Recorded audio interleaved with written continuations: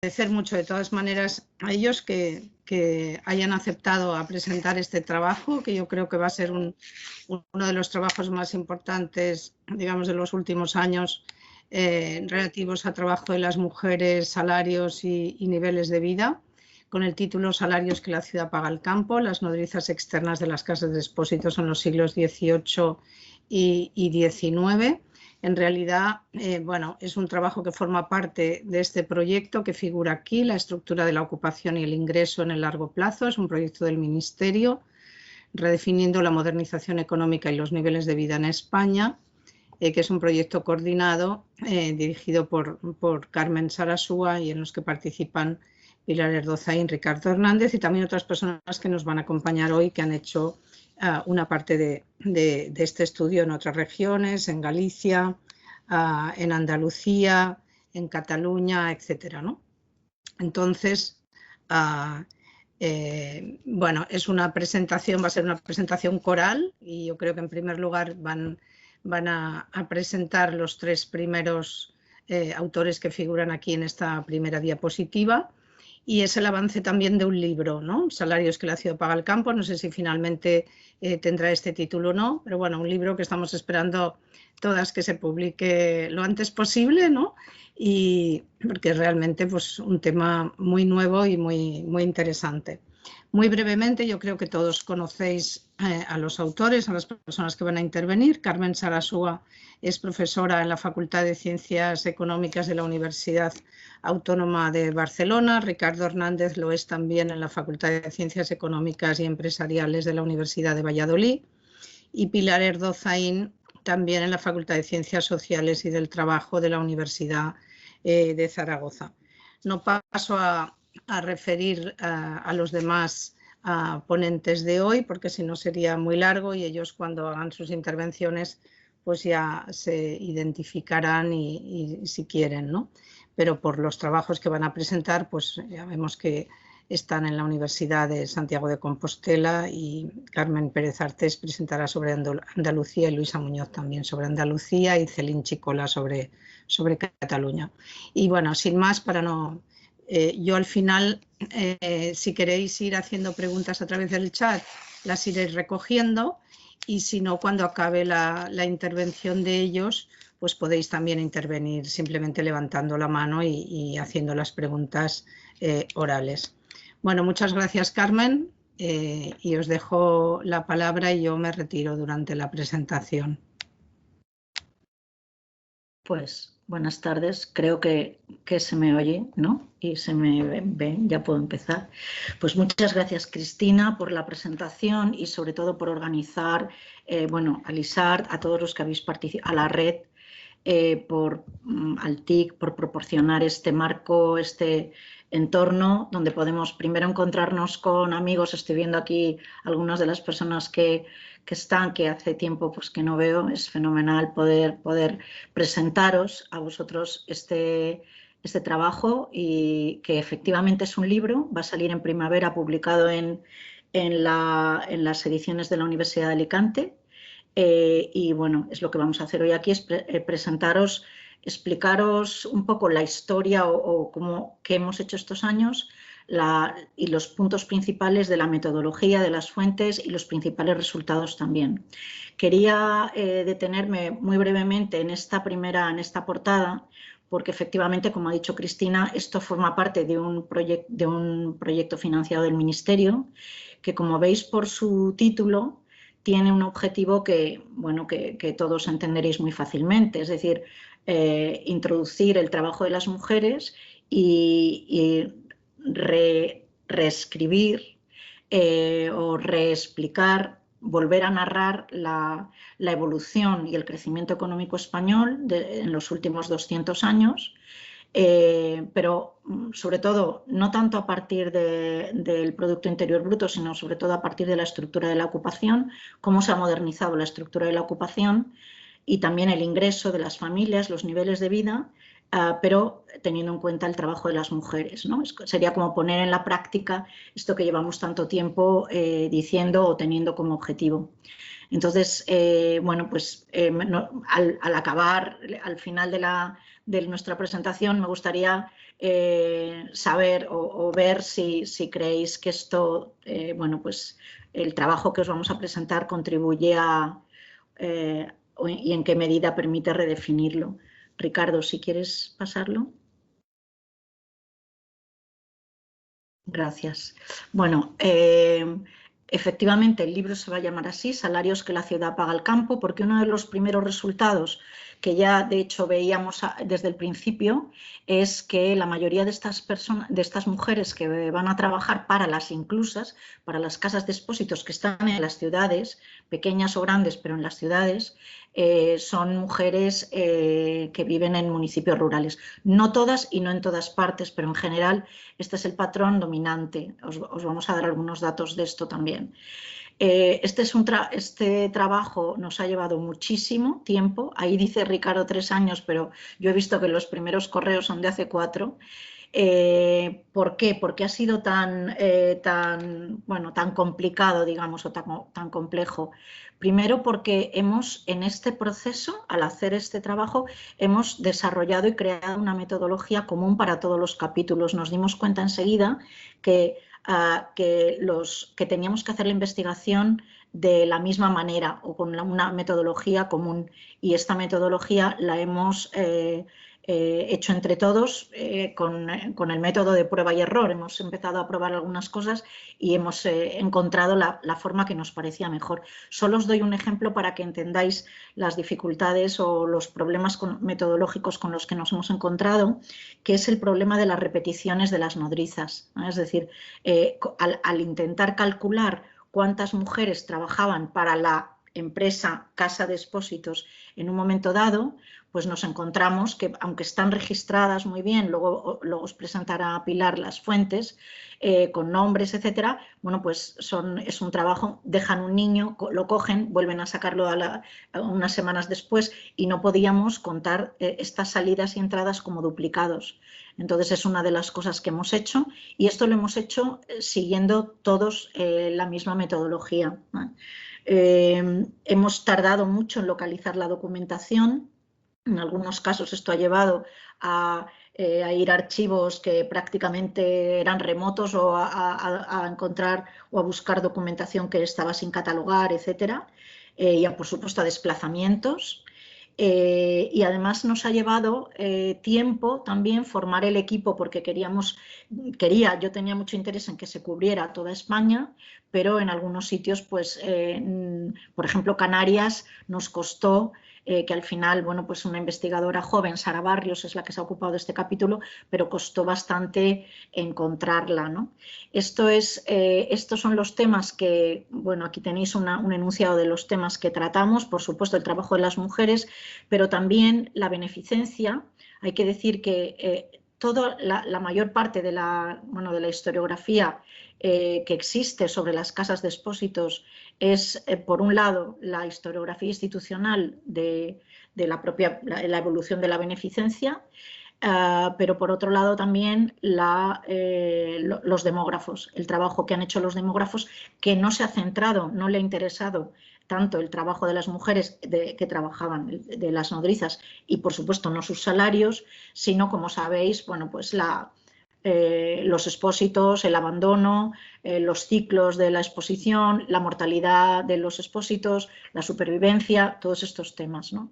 Entonces, bueno, pues, pero también, lógicamente, tratamos la beneficencia.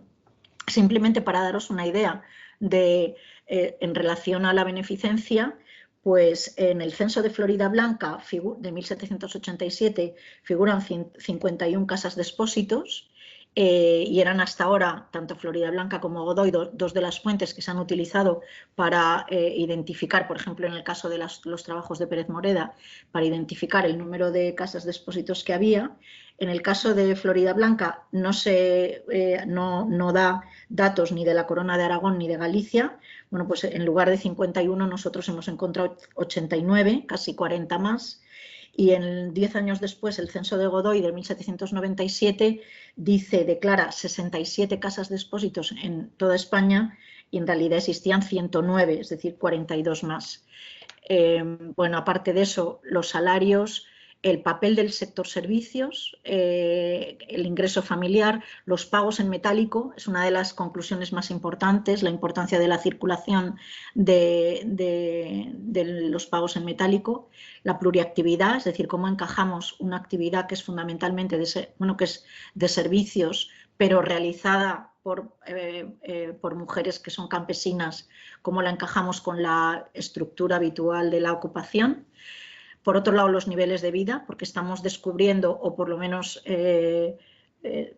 descubriendo un ingreso que no se había tenido en cuenta hasta ahora de las familias campesinas y en general las economías rurales y también urbanas. Ricardo, si quieres, puedes pasar. Los objetivos, estos son las 5 principales preguntas que nos hemos hecho y las 5 preguntas a las que todos los capítulos hemos intentado responder. En primer lugar, ¿qué número aproximado de mujeres desempeñaron esta ocupación en los siglos XVIII y XIX? En segundo lugar, ¿qué salario cobraban y cómo evolucionó esto en estos 200 años?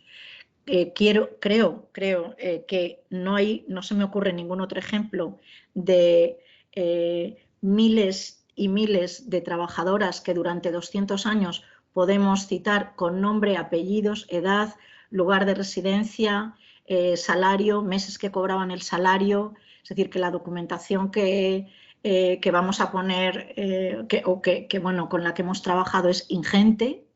Y creemos que tiene un gran potencial para seguirse trabajando y cruzando con otras fuentes más adelante. ¿Cómo evolucionó su salario? ¿Qué importancia tuvo este salario en la economía familiar? ¿En qué medida condiciona o puede ayudarnos a reescribir el análisis de la economía urbana y la economía rural campesina? Y quiero decir que los salarios ha sido el centro de nuestro interés. Para intentar, con el objetivo de integrar esta investigación en todo el debate que está habiendo ahora mismo en Europa sobre los salarios de las mujeres y en qué medida los salarios de las mujeres tienen importancia en el paso de la época preindustrial a la industrial, a las economías modernas. Por tanto, qué variables afectaron a la evolución de este salario.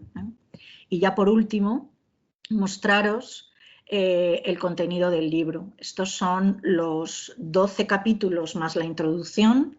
Aquí veis los muchos autores, porque muchos de los capítulos están firmados por dos investigadoras o dos investigadores. Y además quería insistir, hay un aparato, digamos, cartográfico que es muy importante, es una de las cosas más importantes del libro desde mi punto de vista. Nos ha ayudado un cartógrafo de la UOC, Eduard Álvarez, que trabaja también con el grupo de Cambridge y que hoy os vamos a enseñar algunos de estos mapas. De hecho, el primero, el mapa de la portada, ya era un mapa que recoge, Ricardo, si lo puedes enseñar un segundito, un mapa que recoge todas las inclusas por etapa que hemos localizado en estos 200 años. Y después, si volvemos al contenido, aparte de estos mapas, los apéndices. Primero hemos querido publicar todos los salarios nominales, es decir, no indizados, para que otros investigadores lo puedan utilizar a partir de ahora. Siguiendo lo que hizo José Miguel Martínez Carrión precisamente en el libro que publicó también Alicante sobre los niveles de vida en la España rural. Y después 2 apéndices que creo que van a ser muy útiles: el listado de todas las inclusas que hemos encontrado, todas las casas de expósitos con fecha de fundación y la fuente, el documento donde hemos encontrado esa datación.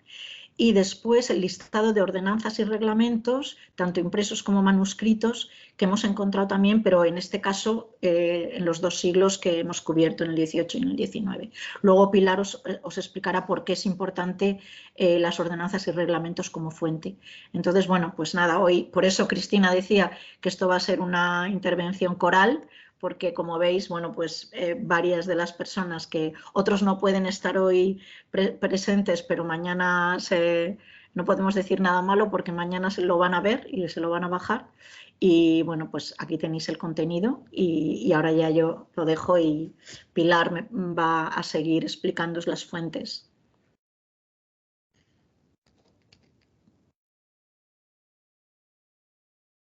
Ricardo. Dime, sí, sí. Que Pilar va a seguir ahora. Yo he acabado. Vale. No sé si Pilar nos está oyendo. Pilar, no sé si nos escuchas, tienes Sí, el ya micro está, cerrado. perdón, vale. ya Vale. había quitado el micrófono. Bueno, antes de empezar a hablar de las fuentes primarias que hemos empleado en esta investigación, brevemente voy a recordar un problema que ya es conocido en este ámbito del estudio del trabajo de las mujeres, ¿no? La falta de fuentes, sobre todo en la etapa preindustrial, o la problemática de las fuentes, especialmente las de carácter demográfico, en el sentido de que infravaloran la participación de las mujeres en el mercado de trabajo. Más difícil todavía es rescatar el trabajo doméstico y de cuidado realizado en el propio hogar. En este sentido, creemos que nuestro trabajo es una aportación excelente porque descubre fuentes institucionales que nos brindan la oportunidad de estudiar una actividad remunerada realizada por las mujeres en sus propios hogares. Una actividad del sector servicios en el ámbito de los cuidados que, a diferencia del servicio doméstico, no aparece consignada en censos y padrones de población, ¿no? En estos es imposible descubrir en los cuadros resúmenes relativos a la distribución socioprofesional de la población activa presentados en los censos publicados, como ocurre, por ejemplo, en los resúmenes en el caso del censo de Florida Blanca. No hay ninguna posibilidad de descubrir esta actividad. Sí que como excepción en Navarra tenemos la suerte de que se conservan versiones nominales y concretamente en la ciudad de Pamplona. En dichas versiones he encontrado referencias a la actividad de nodrizaje, pero es algo excepcional. En este sentido, y ya esto me da pie para pasar a hablar de las fuentes primarias que hemos empleado en este trabajo, bueno, comenzaré diciendo que las fuentes institucionales, como ya ha indicado Carmen, pues ha sido complicado su localización porque están dispersas en multitud de archivos históricos, de diputaciones provinciales, catedralicios y en muchos casos municipales, dado que las instituciones ¿no? en el siglo XVIII dependían en muchos casos o en los años iniciales de los municipios.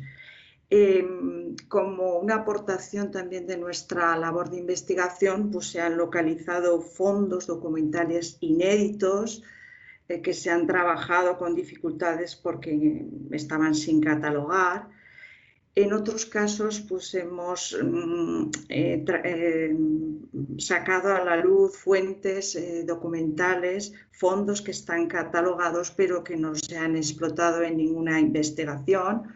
Por ejemplo, pues la riquísima documentación que se conserva en el archivo de la Diputación Provincial de Zaragoza, espléndida, que cubre todo el siglo XVIII y que está sin trabajar, o parte de los fondos documentales, bueno, que los mostramos que han sido trabajados parcialmente, pero con otras finalidades o propósitos, como ha recordado Carmen, diferentes a los que nos planteamos en nuestra investigación, que es recuperar el trabajo de las mujeres en la actividad de los cuidados, ¿no? Se han utilizado ordenanzas, se han utilizado sobre todo libros de entradas, registros de expósitos, pues para reconstruir la historia de las instituciones o el fenómeno de la exposición, pero no se han empleado otro tipo de fuentes riquísimas que se esconden en esos abundantes fondos documentales.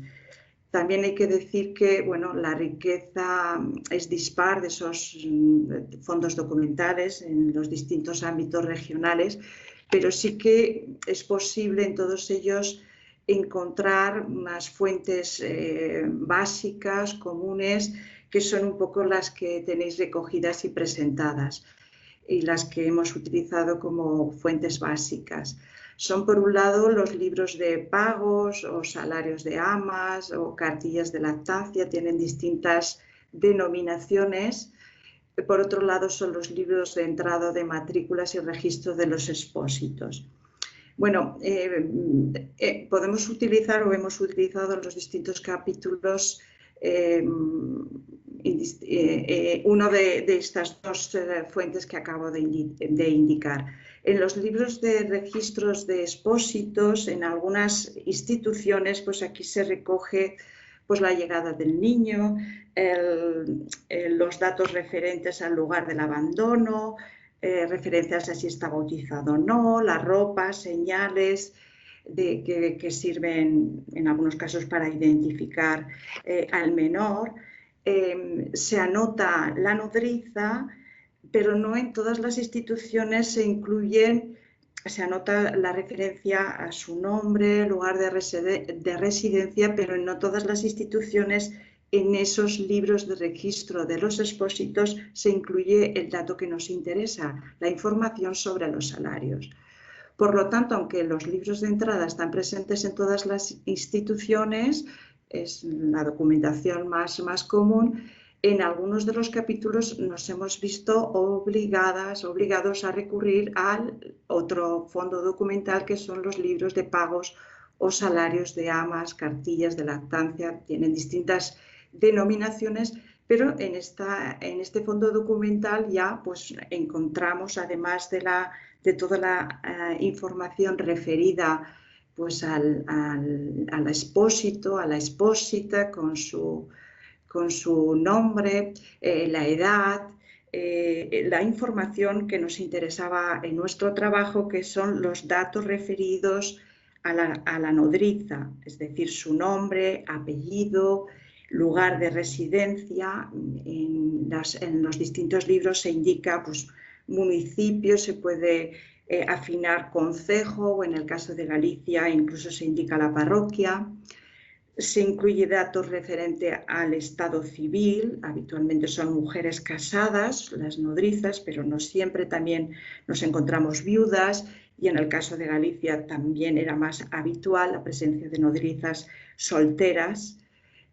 No siempre, pero es bastante habitual que se anote también el nombre del esposo, y ya es menos habitual, menos frecuente que se incluyan referencias, informaciones a su oficio, lo que nos permite pues, ubicar a las familias de nodrizas dentro de esa actividad o de socioprofesional.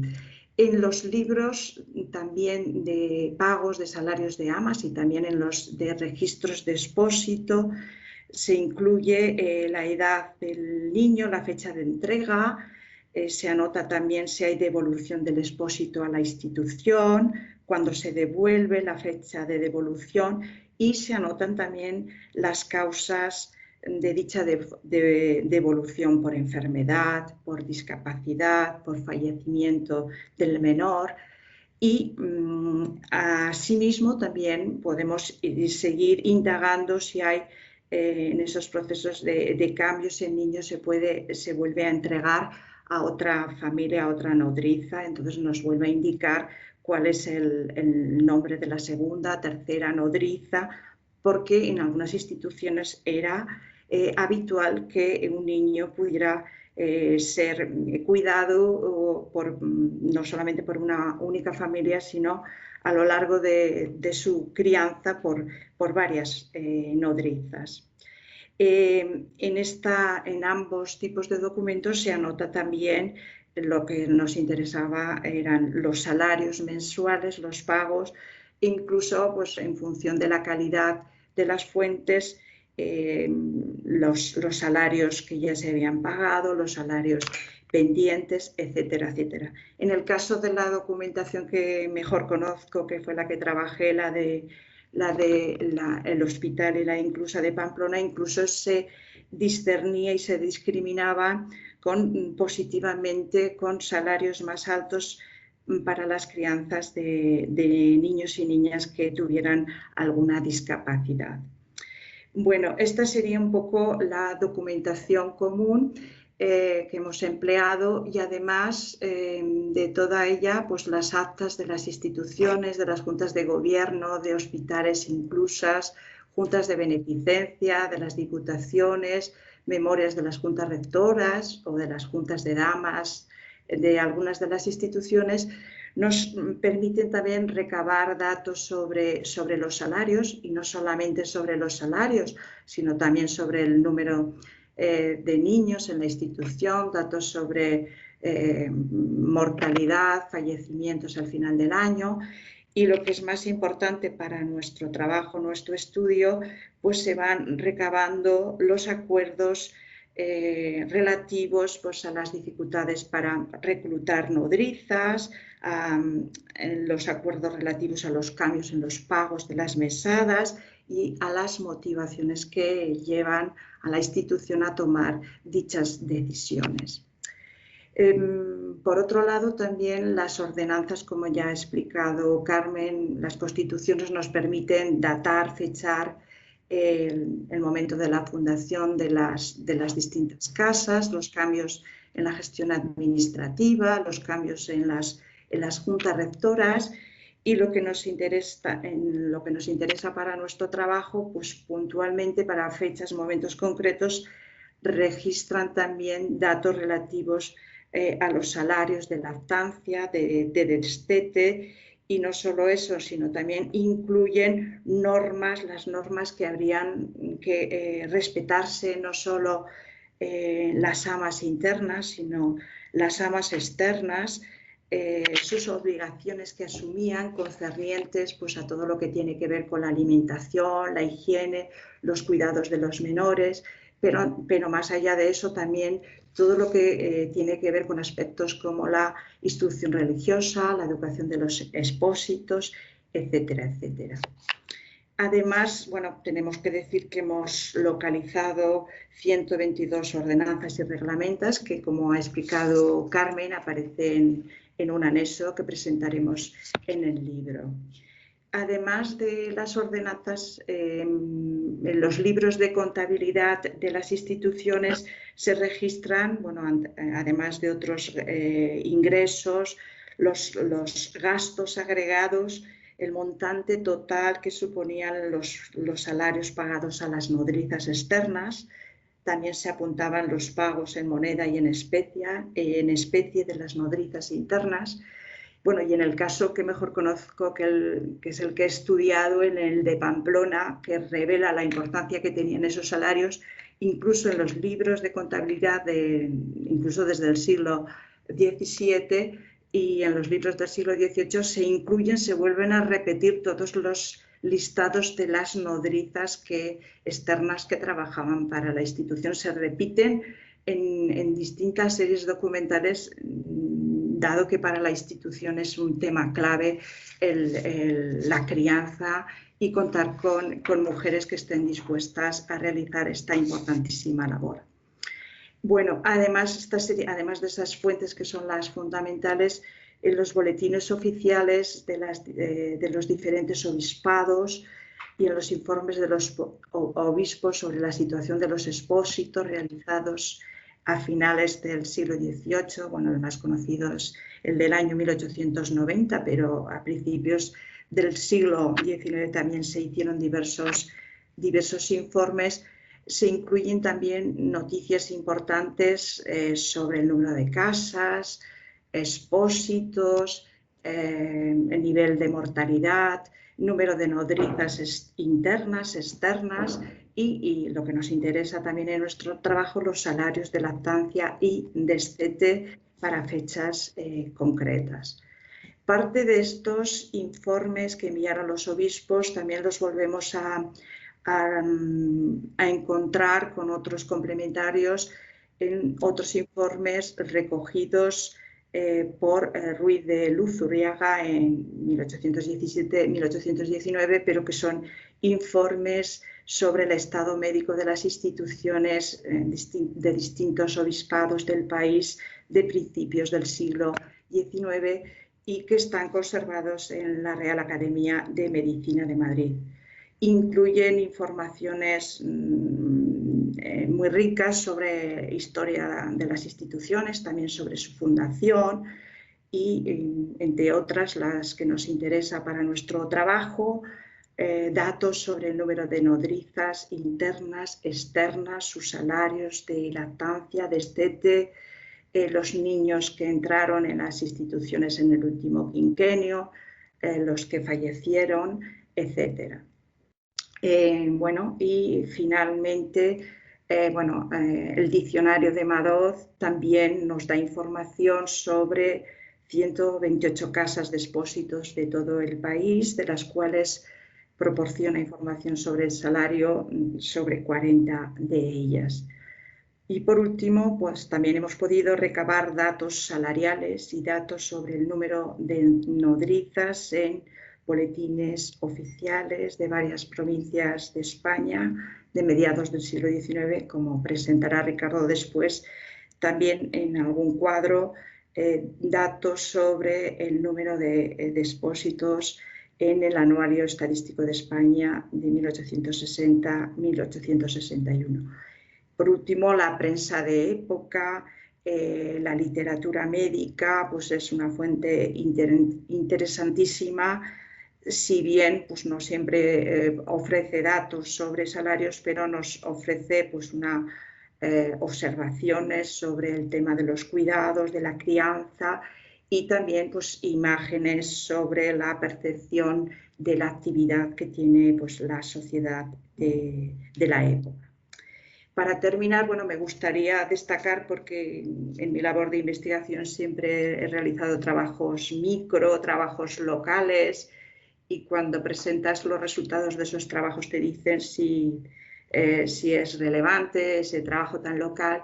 Quiero subrayar que la oportunidad de trabajar 17 investigadores con esas fuentes locales, pero que nos han permitido luego pasar de lo local a construir una imagen a nivel global de España de cuál es, ¿no?, la importancia, el papel de esa actividad de cuidado realizada por mujeres, comparar la evolución de los salarios de las distintas instituciones, pero también comparar las diferencias salariales entre las distintas casas. Todo ello no habría sido posible sin la cooperación y la colaboración de todo este grupo de investigación. Y por mi parte, pues paso a Ricardo, le paso el testigo para que siga con la presentación. Muchas gracias, Pilar. Bueno, me gustaría agradecer, como ha hecho Carmen y como ha hecho Pilar, a los organizadores del evento el que nos hayan dado la oportunidad de poder mostraros el resultado de estos años de trabajo. Bueno, ya han ido saliendo bastantes cosas sobre lo que hemos ido haciendo, cómo lo hemos ido haciendo. Voy a desgranar ahora algunos de los pasos que hemos ido dando y vamos a ir viendo algunas de las conclusiones a las que hemos llegado, teniendo en cuenta que, lógicamente, en cada capítulo, como se podrá ver cuando veamos el libro, en cada capítulo pueden salir particularidades que aportan asuntos de interés, puesto que no es todo tan homogéneo como muchas veces cuando hacemos unas conclusiones, tratamos de simplificar. Hay muchos matices, puesto que cada provincia en muchas ocasiones, o cada obispado, sobre todo en el antiguo régimen, tenía una forma un tanto distinta de funcionar. Eso lo tenemos que tener en cuenta, aunque aquí estemos homogeneizando un poco el discurso que os estamos lanzando. Bueno, una de las cosas primeras que teníamos que estudiar, probablemente esta sea la parte que, como decía Carmen, estaba más trabajada ya por parte de la historiografía, ¿no?, el estudio institucional de las inclusas, de las casas de expósitos, y verlo dentro de ese marco del sistema de beneficencia que había instalado en España en los siglos XVIII y XIX. Lo que veíamos es que había unas fechas de corte muy claras que condicionaban el modo de actuar de estas instituciones. Esas fechas claves son el informe de los obispos que mencionaba antes Pilar, en el que digamos que es el reflejo de ese espíritu ilustrado que se pregunta cómo está la situación o cuál es la situación de estas casas de expósitos, más bien para saber por qué fallecen tantos expósitos, por qué no hay tantos brazos de esos que lleguen a adultos para poder sacar al país hacia adelante. Ofrece una información muy rica, no para todos los obispados de España, pero sí para muchos de ellos sobre este tema. Otra fecha clave es cuando se aprueba la Ley General de Beneficencia en el trienio liberal, puesto que es la primera vez en la que los municipios recogen el testigo de dirigir la labor de la beneficencia, y también va a afectar al modo de organizar a las nodrizas. Otro paso se va a dar en la época de gobierno de los liberales progresistas en el 36, con el Reglamento General de Beneficencia.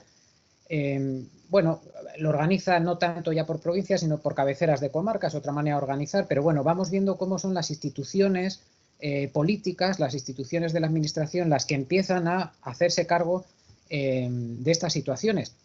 Esto en algunos momentos va a ser algo positivo y en otros momentos va a generar distorsión, sobre todo para estas mujeres, a la hora de desarrollar su trabajo. Era mucho más cómodo cómo se desarrollaba en el antiguo régimen, institucionalizado a través de la Iglesia, y este cambio va a costar, igual que va a costar con el siguiente paso, que va a ser la Ley General de Beneficencia de 1849, que va a regular de una manera ya más estable cómo se va a desarrollar todo esto y sobre todo cómo se va a organizar un tema que va a ser crucial, que va a ser el de la financiación de estas instituciones y por lo tanto cómo se va a pagar a estas mujeres y de dónde va a salir el dinero para pagar a estas mujeres. Lo veíamos también con lo que han señalado antes, con la cantidad de ordenanzas y reglamentos.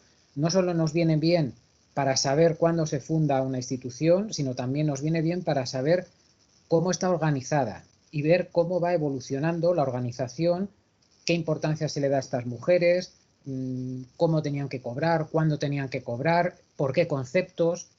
Esto va cambiando con el tiempo y por lo tanto esto es fundamental, este estudio institucional, no tanto de la beneficencia en sí, que ya digo, esto ya estaba estudiado sobradamente, sino en concreto con el tema de las nodrizas externas. Lo que vamos a ver ahora es una serie de mapas en los que figuran las instituciones, casas de expósitos que hemos ido localizando a lo largo del siglo XV hasta el siglo XIX. Tengo que dejar clara una cosa, sobre todo en este primer mapa, porque lo vemos así, muy vacío. Lo que hemos reflejado son instituciones que han tenido continuidad a lo largo del tiempo. Es decir, probablemente en algún libro, en algún artículo sobre beneficencia en la Edad Media, en tal o en cual sitio, nos podemos encontrar con una cofradía que se encargaba de recoger a unos niños, una capellanía que dotaba una pequeña cantidad para alimentar a niños que han sido abandonados. Evidentemente había muchas de esas instituciones que con el paso del tiempo, la inmensa mayoría de ellas desaparecieron, dando paso, bien en el siglo XVI, XVII o sobre todo en el siglo XVIII, a instituciones ya perfectamente asentadas, de las que tenemos fecha de creación, etcétera, etcétera. Por lo tanto, eso es lo que vamos a reflejar aquí en este mapa. Ahí tenemos en el siglo XV, sobre todo finales del siglo XV, muy pocas de estas instituciones. En el siglo XVI empiezan a aparecer, digamos que diseminadas por buena parte de España.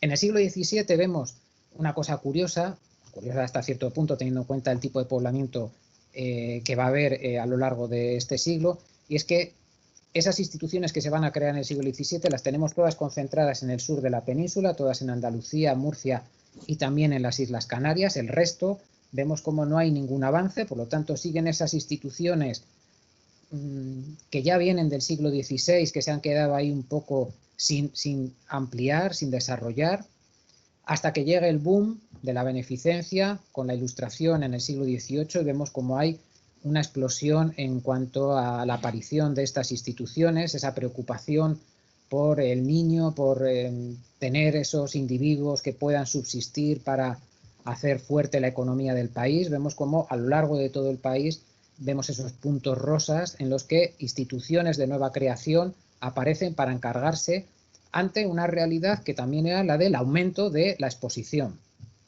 También ya sabemos que esto va a estar muy ligado, va a ser algo que va a estar unido, ¿no? Es decir, a medida que aumenta, lo han estudiado muchos autores, Vicente Pérez Moreda, Alberto Marcos, etcétera, ¿no? Teófanes, Egido, a medida que aparecen más instituciones que recogen niños, a medida que se despenaliza la exposición del niño, aparece mucho, o sea, se incrementa de una manera tremenda el número de niños que acaban en estas instituciones, bien de forma temporal o bien de forma permanente. Y en el siglo XIX vemos como todavía algunas de estas instituciones se van creando, muchas de ellas a mediados, segunda mitad del siglo XIX, cuando ese Estado liberal se hace cargo de manera total ya del sistema de beneficencia y también del control de los niños expósitos. Aquí lo que vais a ver es el mapa que comentaba Carmen al principio, en el que están reflejadas, ahí aparecen desde el siglo XIII al XIX,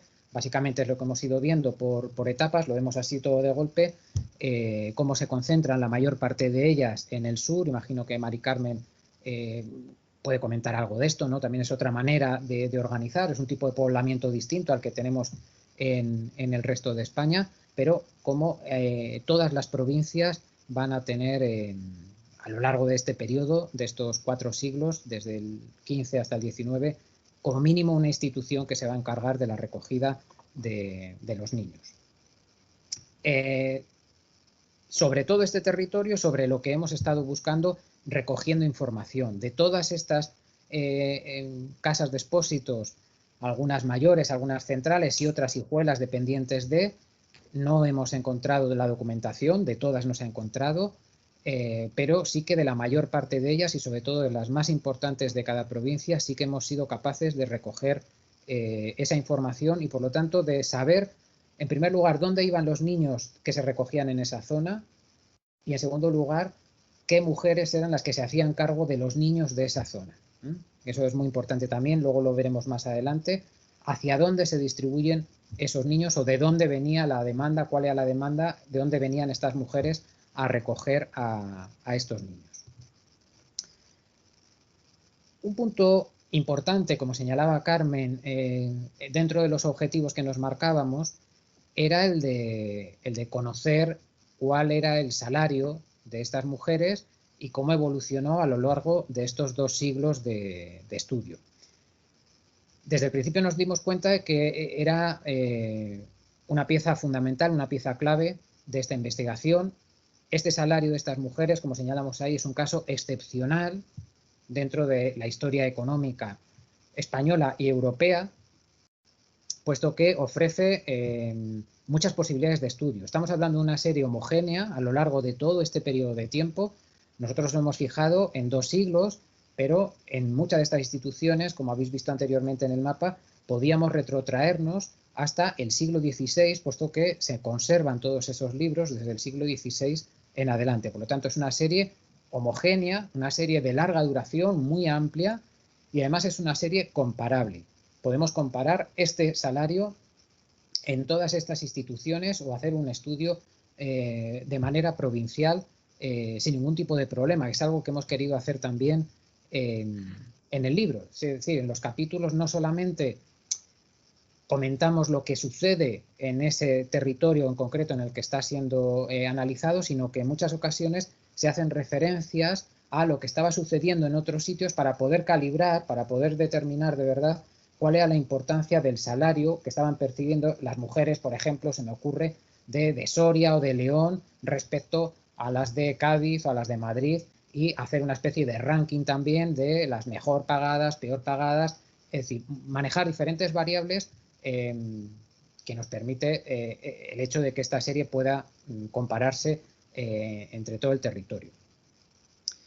Es verdad que estamos hablando de salarios institucionales, es verdad, y eso podría tener alguna pega, decir, bueno, pues los salarios institucionales, por ejemplo, el salario de los médicos, de los enfermeros, del cocinero, etcétera, de los hospitales, lo tenemos desde las series de Hamilton, por ejemplo, pues lo que podemos ver es que efectivamente esos salarios se mueven muy poco, tienen muy poca fluctuación, es verdad.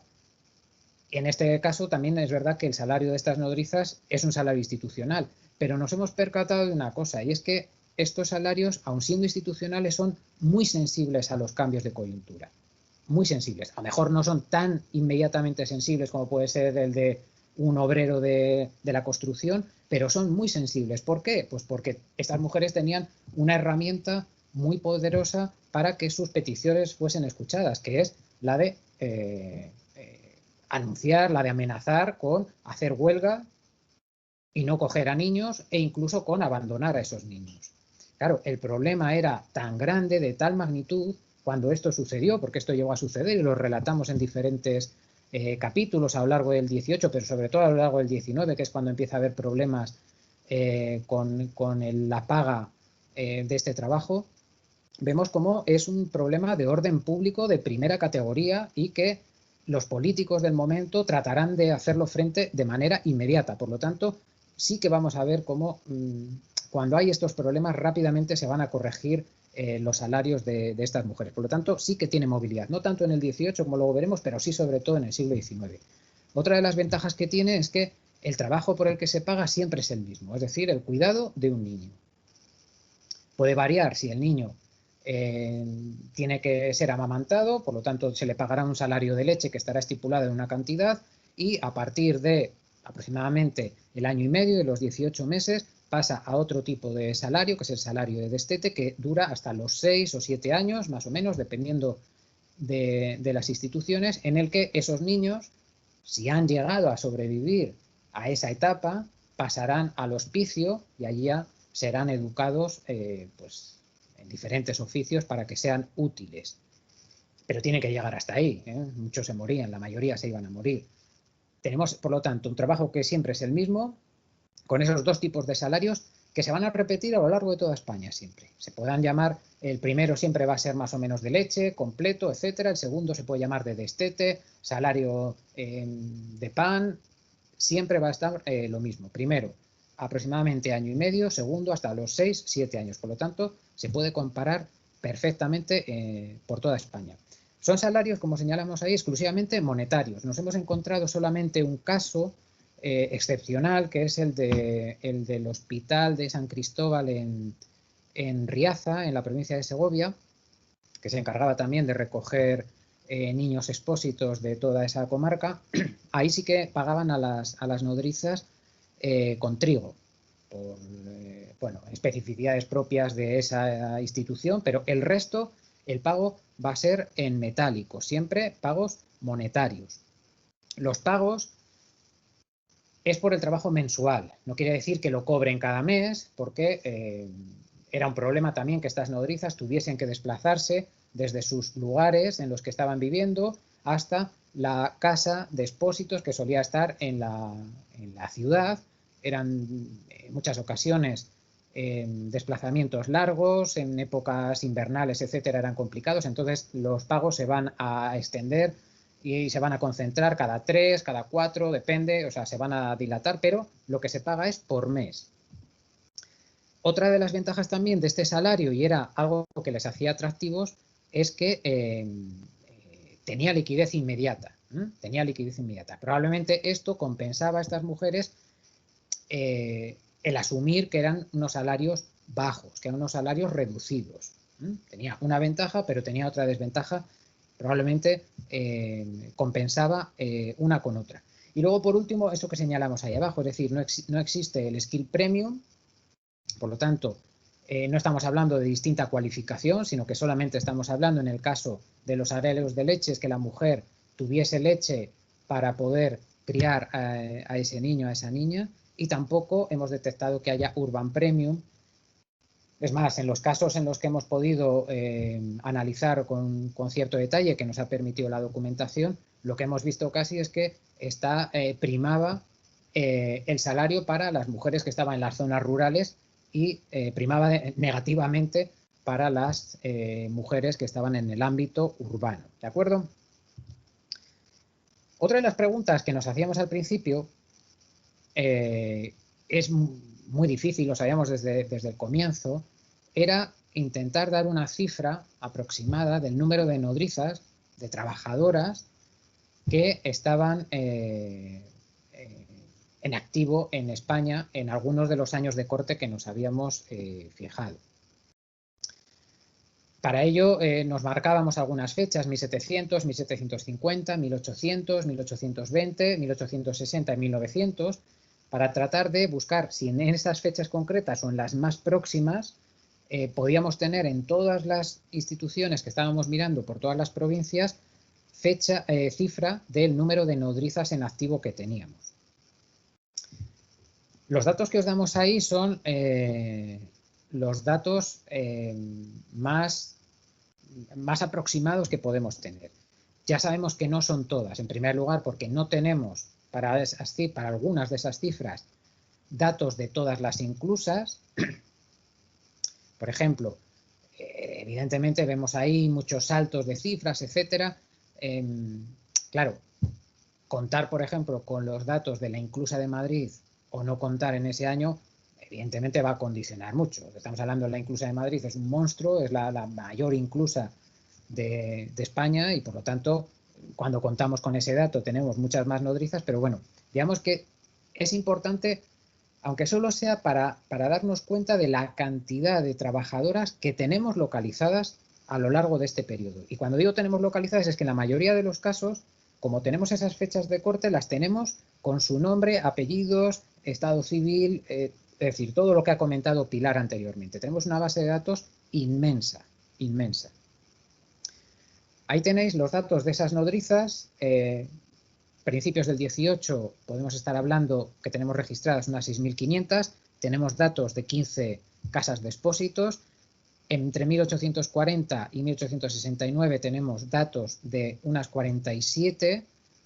Ahí es la cifra mayor de nodrizas que tenemos, que supera las 28.000. Y fijaos cómo, si vemos las dos columnas de la derecha, en la que son niños existentes en las inclusas en España, vemos cómo efectivamente había más niños, por lo tanto, somos conscientes de que nos están faltando nodrizas que no tenemos todavía localizadas. Aún así, insistimos en la importancia de ver la cantidad de trabajadoras que sí tenemos registradas. Realmente, como decíamos muchas veces en nuestras reuniones, es la mayor empresa que va a haber en España funcionando en este momento de trabajo de las mujeres, sin lugar a dudas. ¿De acuerdo?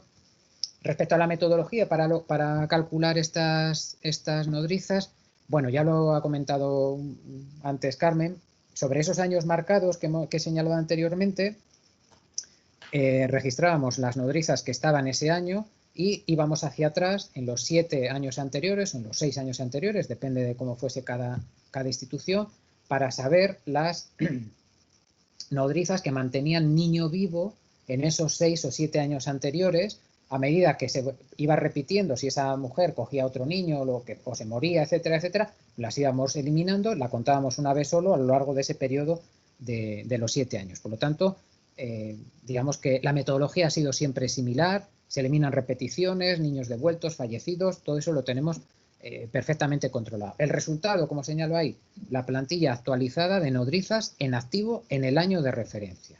¿De acuerdo?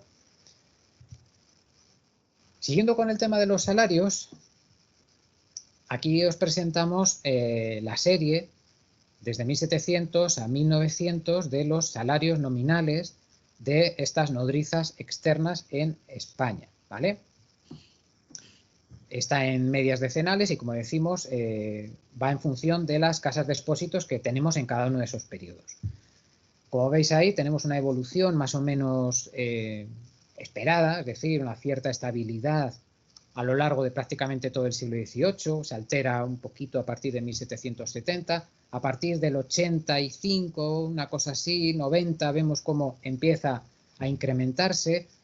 Aquí localizamos dos aspectos que hay que destacar. En primer lugar, es verdad que estamos en la crisis del antiguo régimen, aumento de la inflación, etcétera, pero también es verdad que recogemos ese incremento de los salarios de estas mujeres como consecuencia de esa política ilustrada, esa política social de la Ilustración que trata de incrementar el salario de estas mujeres ante la avalancha de niños que hay y el temor a que muchos de esos niños queden sin nodriza y, por lo tanto, de manera irreversible fallezcan en las instituciones. Por lo tanto, vemos ahí ese aumento.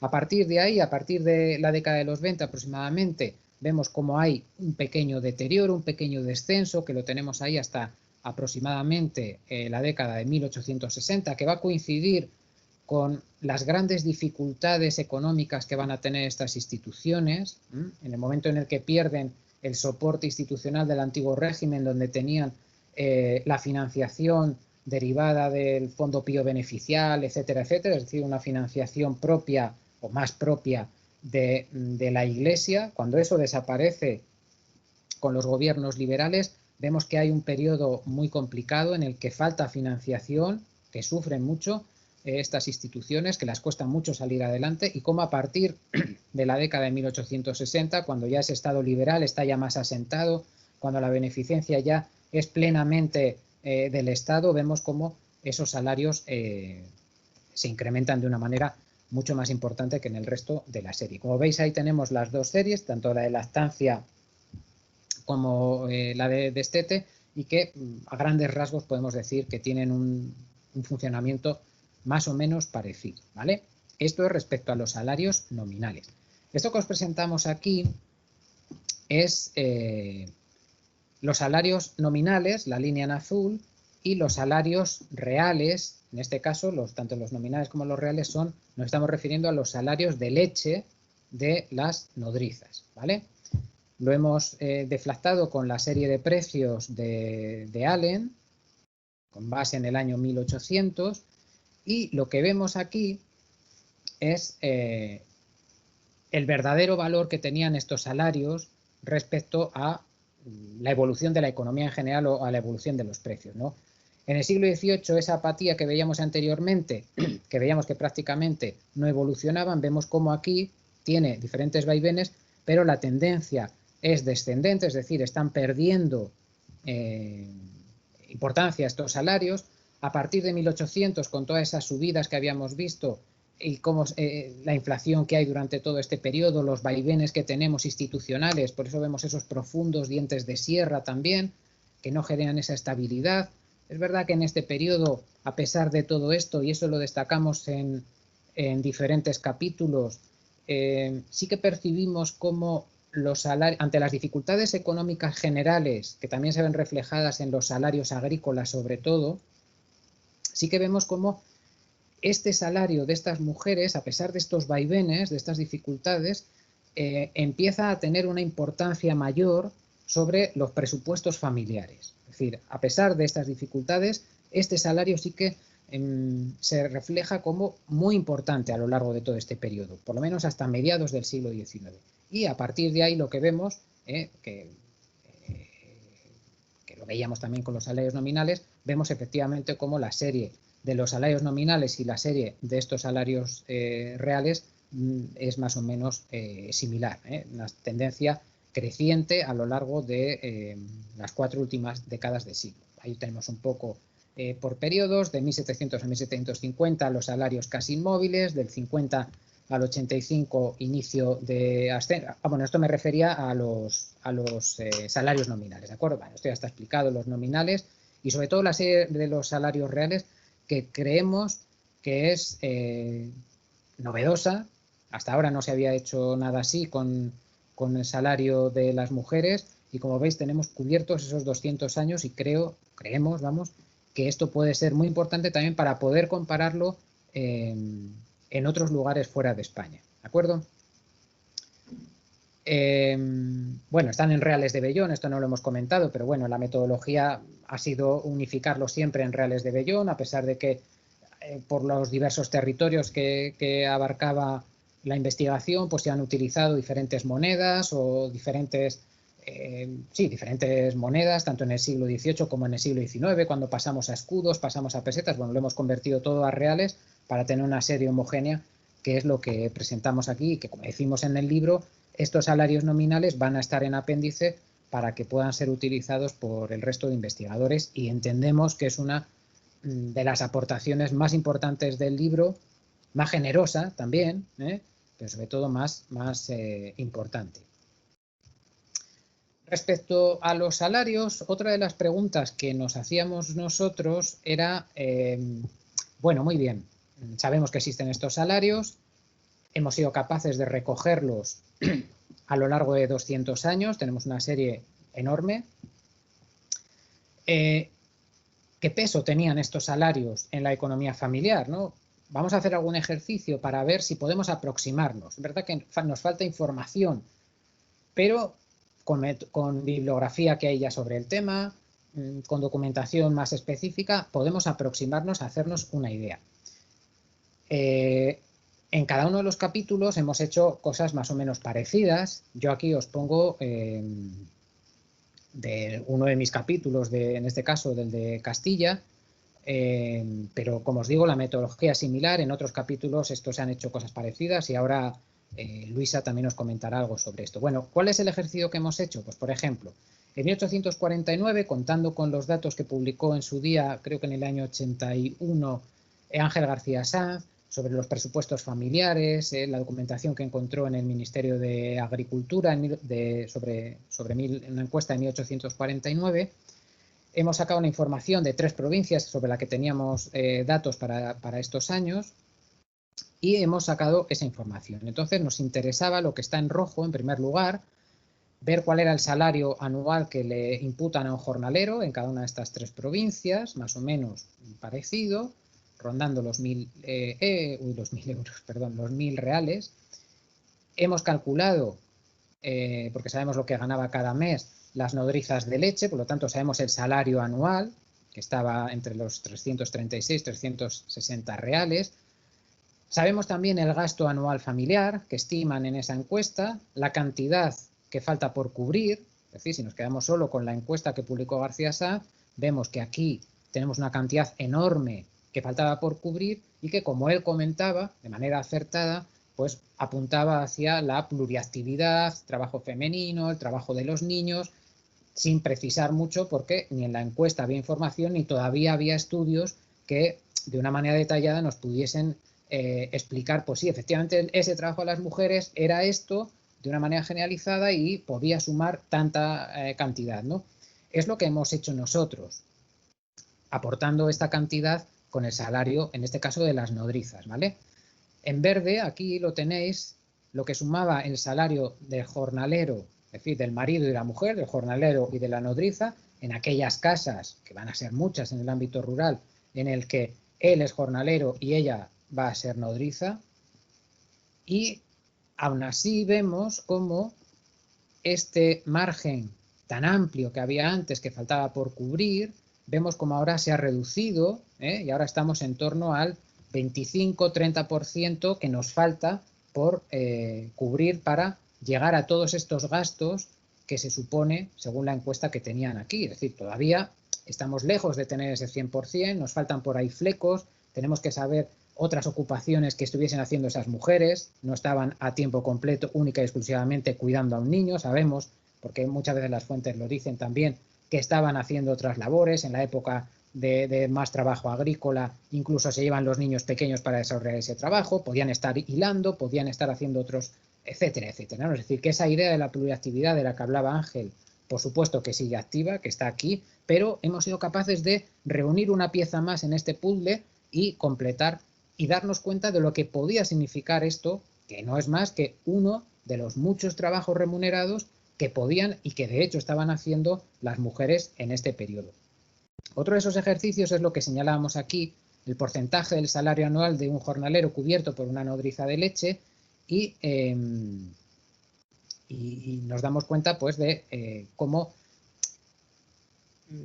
aquí podríamos hablar sobre las fuentes, podemos discutir, pero sí lo que nos damos cuenta es que el salario o los salarios agrícolas, con todas las dificultades que tienen en el siglo XIX, sí que parece que crecieron más o crecieron a un mayor ritmo que lo que crecieron, por lo menos hasta este momento, el salario de estas mujeres que estamos analizando, ¿de acuerdo? Ahí tenemos la suerte de contar para el conjunto de la Corona de Castilla con los datos del catastro Ensenada para poder hacer esta columna, y aquí de nuevo recurrimos a los datos de la encuesta de 1849.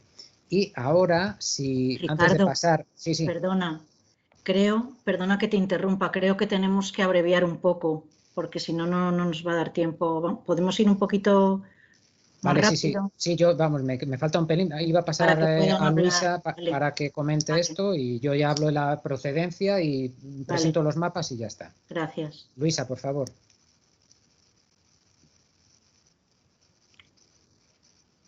Luisa está por aquí, Luisa Sí, Muñoz. sí, Vale. estoy. ¿Te parece hablar ahora a partir de esto que ha comentado Ricardo? No, pues quizás sí, por el motivo de que tendré que marcharme en breve y bueno, intentaré estar el más tiempo posible.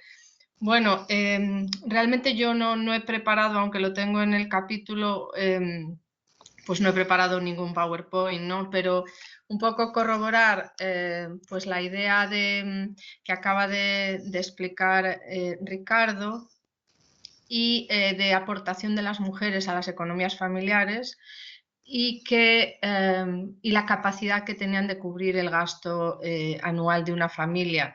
Bueno, en el caso de Galicia se ha hecho un ejercicio similar, aunque, bueno, utilizando por una parte a García Sanz y por otra parte pues fuentes más locales, ¿no? De reconstrucción de ingresos y gastos, ¿no? Entonces, realmente los salarios de Galicia son de los más bajos de España, por lo tanto la aportación de las nodrizas sería inferior, pero antes de, o sea, lo que sería la segunda mitad del siglo XVIII y primera del XIX, estaría en un entorno muy bajita, estaría en torno a un 8%, pero luego sí va aumentando en la segunda mitad del siglo XIX y para lo que sería, lo que se ha hecho aquí es como un par de ejercicios de contraste entre las economías familiares de alrededor de Santiago, parroquias rurales de alrededor de Santiago y la propia ciudad, en contraste con lo que serían familias de jornaleros del interior de Galicia, Lugo y Ourense, ¿no? Y entonces, bueno, el resultado, que lo tengo, digamos, aquí anotado porque no he preparado PowerPoint para esto, pero saldrá en el libro, pues sería que teniendo un niño, ¿no? Porque esto lo voy a explicar a continuación, porque hay más posibilidades, pues pasarían, como decía, de un 8 a un 11%, en el caso de la ciudad de Santiago y alrededores, teniendo un niño. Y en el caso de jornaleros de fuera de estas provincias, porque sucedía pues que existían nodrizas, bueno, amas de cría, que coincidían en el espacio con lo que serían economías de subsistencia de la dorsal gallega, un poco entre las provincias de Lugo y Ourense, economías pues más de montaña y también de algo de viñedo, pues aquí la aportación pues pasaría de ser un 7 a ser un 12%, en función de la... Se vería mucho más claro en un PowerPoint, pero bueno, no lo he preparado porque ya he pensado que sería una intervención de un minuto y no quiero extenderme más, ¿no?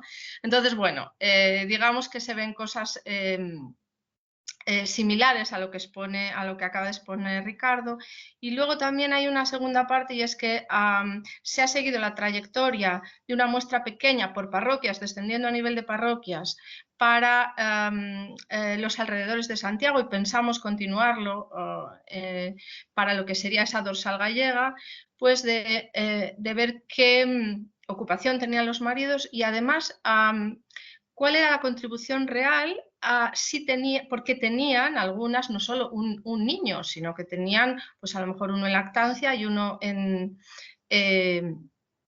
destete, con lo cual sumaban esos ingresos, ¿no? Y entonces aquí la aportación pues sería mayor, en torno a un 20%. Entonces, bueno, esto digamos que ha sido como un análisis muy, muy micro de seguir la trayectoria en una muestra pequeña de amas externas y comprobar que esas mujeres están aportando ingresos, además, no solamente un año ni dos, sino que se ha hecho un corte desde mediados del 19 hacia atrás y hacia adelante, y por lo menos figuran durante 15 años dentro de la plantilla de la inclusa de Santiago. Y esto me parece de interés también, porque esos ingresos se pueden engrosar en la medida en que estas mujeres tuvieran más de un niño, ¿no?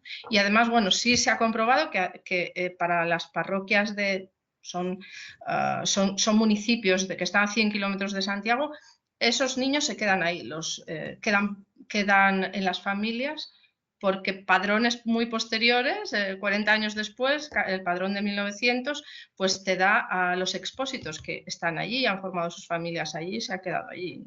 Esto es muy bonito también, ¿no? Vale. Pues que los ingresos se mantienen en el tiempo. Gracias, Luisa. De nada, perdonad. Ricardo, seguimos. Vale, sí, yo en 2 minutos ya acabo. Sí, y ya... para que les dé tiempo a eso es. Serenia y a Mari Carmen.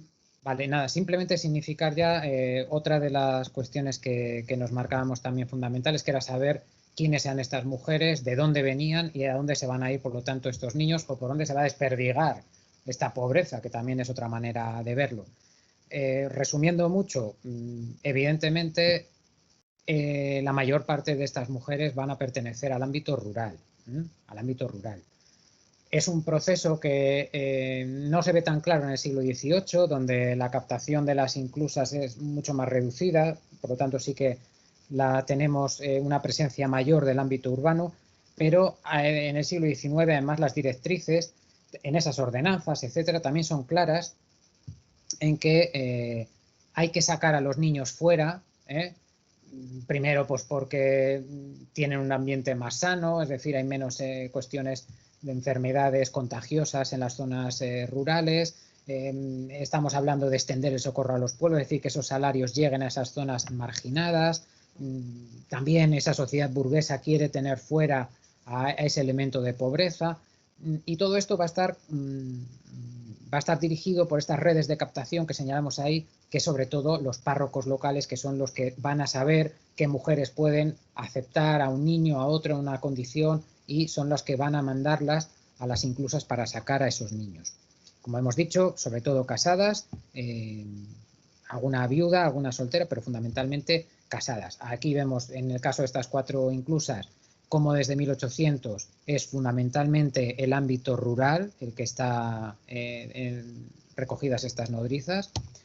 Lo vemos muy bien en el caso de Madrid, tenemos 3 cortes, principios del 18, 1820 y 1856, como en el siglo XVIII vemos como la importancia de la provincia de la inclusa es de casi el 80%, y de ellas casi el 40% del total de las nodrizas en ese periodo eran de la propia ciudad de Madrid, y cuando aquí hablamos de la provincia estamos hablando de muchas localidades del entorno de la capital, es decir, no estamos sacándolo mucho a esas zonas rurales, y sin embargo, como vemos posteriormente, y sobre todo si nos fijamos ya en 1856, ha caído mucho la importancia de la propia provincia, ¿vale? Antes hablamos de casi un 80, ahora estamos en un 25, la importancia de la ciudad de Madrid es muy pequeña, es del 27%, y vemos cómo esas nodrizas se han distribuido hacia provincias limítrofes, como es sobre todo Guadalajara, que recibe más del 40% de esas mujeres, Ávila, Soria, etcétera, etcétera. Lo vemos mucho mejor en este mapa, que como decía Carmen al principio es una de las grandes aportaciones de este libro, la cantidad de mapas que hemos podido elaborar para cada una de las provincias y ver así, por lo tanto, cómo se distribuían y qué interrelación había entre los territorios a la hora de recibir nodrizas y por lo tanto recibir niños de otras inclusas. Aquí vemos la localidad, o sea, la inclusa que es la de Madrid, y todos estos puntos rojos son localidades donde tenemos localizadas nodrizas en 1856 que tienen niños de la inclusa de Madrid. Fijaos cómo hay, no solo en la provincia de Madrid, sino en la provincia de Toledo, de Ávila, de Salamanca, de Segovia, de Burgos, de Soria, de Guadalajara y de Cuenca, es decir, de un montón de provincias en el entorno sobre los que se expandían.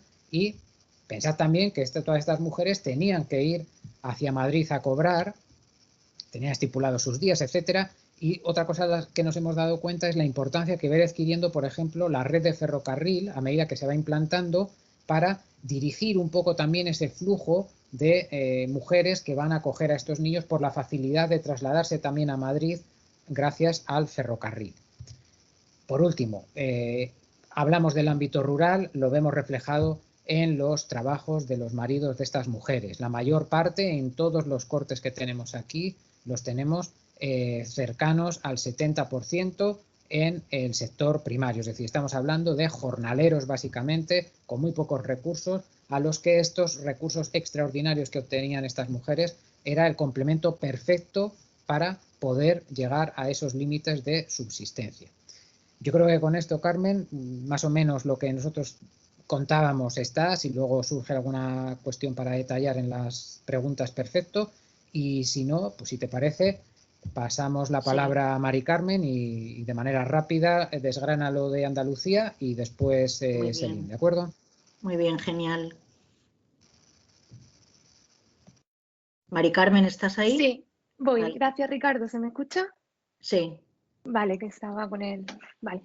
Pues de forma muy rápida voy a hablar de las peculiaridades de Andalucía en este capítulo que hemos hecho María Isabel Cabanillas, que estará por ahí escuchándonos, si quieres aportar algo, y yo. Bueno, si quieres, Ricardo, pasamos. Vale. Aquí lo que vemos es de las, incluso de las provincias que hemos trabajado, en este caso ha sido Almería, Granada, Málaga, Sevilla y Cádiz, por años de referencia, como llamamos, o años de corte, donde creamos nuestra plantilla de trabajadoras, ¿no?, de la inclusa. Pues hemos contabilizado las que estaban en ese año trabajando con el método que ya ha explicado Ricardo y demás, de los 7 años para atrás, o los 4 o los 5, dependiendo del tiempo que estaba el expósito con la nodriza.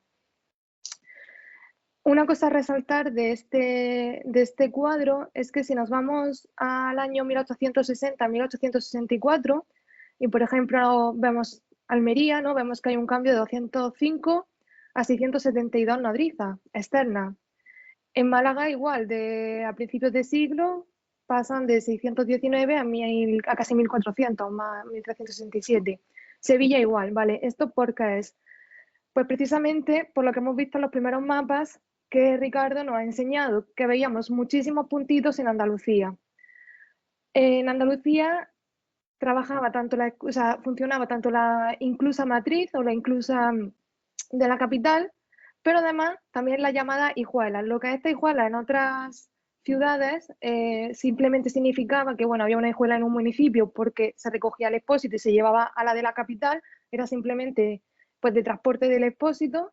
En el caso de Andalucía, no, en el caso de Andalucía, estas hijuelas tenían sus propios expósitos y sus propias nodrizas. Aunque tuvieran que rendir cuentas, sobre todo en el siglo XIX, a la casa matriz, a la de la capital, pues decir, tenemos tantas nodrizas, han entrado tantos expósitos, han muerto tantos, pero funcionaban independientemente en el tema de tener su propia plantilla. Funcionaban independientes para lo que nosotros queremos de contabilizar nodrizas, ¿vale? Entonces, ese es el cambio. ¿Qué pasa? Que cuando la documentación no lo permite, como pasa en 1860, donde encontramos que la documentación se encuentra casi toda en los archivos provinciales, podemos reconstruir las nodrizas que estaban trabajando tanto en la inclusa de la capital como aquellas que trabajaban en la hijuela funcionando. Esto para el siglo anterior, sobre todo para el XVIII, es muy difícil, porque estas hijuelas que estaban en municipios pequeños, a día de hoy ya más, no tienen la documentación se encuentra o se debería encontrar en los archivos de estos municipios y o no hay archivo directamente, o te dicen que la documentación no existe o no está ni catalogada. Entonces es más difícil, por eso vemos estos saltos. No significa que en Almería en 1790-97 solo existiesen 134, con la documentación disponible lo que hemos podido hacer. Si puedes pasar, Ricardo, y quizá en el otro. Vale, aquí lo que es importante es que, con lo que he explicado anteriormente, si nos vamos al año 1860-1864, vemos que el porcentaje de nodrizas rurales en todos los casos pasan del 50%, por lo que he comentado, porque en este año es donde hemos podido conseguir documentación no solo de la inclusa de la capital, que normalmente sí que se encuentra, se localiza y se encuentra en buen estado, sino de estas hijuelas que tenían sus propias nodrizas. Entonces, eso es lo que nos permite ver que hay un salto bastante, pues no sé, si vemos el caso de Almería, de 1790 no llega al 50% las nodrizas rurales, mientras que en 1860 pasa al 82%. Igual, puede ser en el caso de Málaga, Carmen, incluso en el caso de Sevilla. Carmen, Dime. perdona que te Dime. interrumpa. ¿Puede ser 2 minutos para que Celine pueda hablar? Sí, ya terminó. Venga, Siguiente, rápido. sí, vale. Siguiente. Bueno, pues aquí básicamente un poco el mapa que hemos visto antes con bueno, parecido como el de Madrid, con las hijuelas y las inclusas y los puntitos donde encontramos nodrizas. Si pasamos al siguiente mapa también, quizás, bueno, pasa también, porque los mapas ya se pueden ver. Bueno, estoy repitiendo un poco el ejercicio que ha mostrado antes Ricardo, también con el catastro de Ensenada, y hemos visto pues, que el salario de la nodriza suele representar pues, el 50% del salario masculino, incluso en Cádiz, donde los salarios de la nodriza eran más altos, el 80%. Si pasamos, bueno, aquí simplemente ver que por orden de provincia o por orden de inclusa, los salarios más altos se solían encontrar en Cádiz, Sevilla, Granada y por último en Almería. Y ya la siguiente, pues bueno, básicamente que en Andalucía es importante tener en cuenta este funcionamiento de hijuelas y demás, y lo que hemos encontrado en los demás capítulos, que sobre todo eran mujeres casadas y la importancia de estos salarios para la subsistencia de las economías familiares. Y ya está, aquí me quedo. Muchas gracias, Mari Carmen. A Celine. vosotros. Sí, Celine. hola, buenas tardes. Sí. Ya me ha quedado claro, voy a ir rápido. Gracias. Bueno, pues buenas tardes a todos y os presentaré el capítulo de Cataluña que está coescrito con Marga, que también creo que está por aquí. Ricardo, si quieres ir ya pasando y vamos avanzando así rápido. Ricardo, ¿puedes pasar la diapositiva? Sí, ¿otra más? Yo veo la misma. No, Todavía. Todavía veo la presentación yo. No, estoy con los salarios ya. No, Uy. Celine, estamos viendo los gráficos. Ahora sí. Uy, han pasado dos de una vez. ¿Cuál quieres? ¿La del cuadro? La primera, entonces, la del cuadro. No La del me cuadro. había llegado. Vale. Esta, ¿no? Pues me está llegando muy tarde. Bueno, supongo que sí, ahora mismo no lo veo, pero ya... Número de Ahora, nodrizas ya está. Vale. Perfecto. Bueno, aquí nosotros hemos trabajado con Cataluña y Baleares, así que las principales inclusas pues, del Principado básicamente era la de Barcelona. Después venía la de Girona, en la provincia de Lleida pues vemos que hay varias, y Palma, Tarragona y Tortosa. Como veis, los números son muy saltados porque se han extraído de muchísimas fuentes. No tenemos toda la documentación guardada, ha sido particularmente difícil en Palma por el mal estado del siglo XVIII y en Tortosa por la desaparición de los documentos durante los bombardeos de la Guerra Civil. Pero estamos hablando sobre todo para Barcelona, por ejemplo, a principios del siglo XVIII, ya de más de 1000 hasta 1700 nodrizas para este hospital, así que es de grandes dimensiones. Lo ponemos como estrategia familiar porque con este fragmento muy bonito de La Vanguardia ya nos marca claramente, ¿no?, estas mujeres que se alquilaban como nodrizas, ¿no?, en estos meses de invierno que se hacía muy difícil. Así que el trabajo de nodriza forma parte de esta estrategia familiar. Ricardo, avanzamos más y ahora vemos los salarios, y ya podemos ir rápido con los salarios porque al final nos encontramos en Cataluña y Baleares con unos de los salarios más bajos que están a nivel de España, que son 10 reales durante todo el siglo XVIII, y ya como ha comentado Ricardo, a partir del momento de esta institucionalización pues van a subir sobre todo a mediados del XIX. Yo todavía no veo la diapositiva de los salarios, no sé qué está pasando, pero no la veo, no sé si la veis vosotros. Está la primera de los salarios. Vale, bueno, yo ahora no sé por qué, no los he visto todo bien y ahora pues no las veo. Bueno, ahora ya sale la primera. Vale, pues entonces este es de salario nominal, y ya se observa todas las que tenemos, incluso las hijuelas. En la siguiente Ya puedes ir pasando. Está pasada, vale. Tenemos los salarios de destete. Observar que, por ejemplo, el tema del destete en Girona aparece muy tarde. No es una cosa habitual que haya siempre destete. Así que no nos aparece de momento el destete, sino una lactancia más bien corta que permite pues, tener varios expósitos uno tras otro. En el siguiente, Ricardo, creo que están los nominales y los reales. Qué complejo. Vale. Aquí ya se ha deflactado, es una prueba que se ha hecho, se ha deflactado con el precio del trigo. Y aquí tenemos a Barcelona y observamos cómo Barcelona a partir de mediados del 19 cómo está aumentando de forma muy importante. Y esto lo veremos en los mapas, lo que nos va a provocar sobre las otras inclusas. Pero vemos que en cambio lo que es el salario real sí que aumenta. Los datos que salen bajos es porque no están entrados todavía, falta información que ya vamos recopilando y sigue aumentando este salario real, pero de forma menor. La siguiente, Ricardo, creo que es lo mismo, pero de Girona, no hace falta. Puede ser, vale, pues entonces... Estamos viendo el cuadro ya. Ya estamos viendo el cuadro, vale, perfecto. Yo voy avanzando. Vale, pues el cuadro lo que nos marca son las nodrizas rurales. Aquí sí que claramente las nodrizas catalanas y de Baleares son en gran mayoría rurales, más del 80%, 90%, excepto en Barcelona, esta primera parte que es del 48% y como lo acaba de comentar también a Mari Carmen, ya está aumentando, ¿no? A medida que va avanzando el siglo, ya nos para acabar todas con más del 93% de nodrizas rurales. Así que claramente estamos en este tipo de ámbito. Si pasamos a los mapas ahora... Y aquí es lo que vemos en los mapas, ¿no? Es lo que hemos comentado y está muy ligado con el tema de los salarios. Y también lo comentaba Ricardo del ferrocarril, ¿no? Observemos cómo hay esta dispersión de las nodrizas en el caso de Girona, en el caso de Lleida y de Tarragona.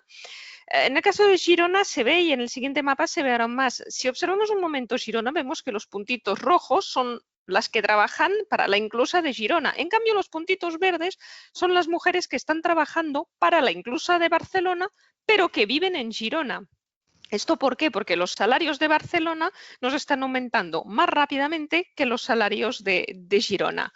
Y vemos en la diapositiva siguiente, que es de Barcelona exclusivamente, no sé si se ve bien en pantalla, y se observa cómo en 1713 las nodrizas están concentradas más en la ciudad, que hemos visto ya este aspecto rural que no es tan marcado en 1713, y cómo también por el ferrocarril, pero sobre todo por esta política de precios atractivos, más que nada pagados por la inclusa de Barcelona, pues cómo va aumentando y aumentando, y ya en el 1886 ya claramente la inclusa de Barcelona tiene tanta atracción que está absorbiendo mujeres de un ámbito territorial pues muy, muy amplio, lo que en Girona pues nos desplaza hacia la costa, que eran sectores donde las mujeres no realizaban este tipo de trabajo y esto nos los va a ruralizar aún más.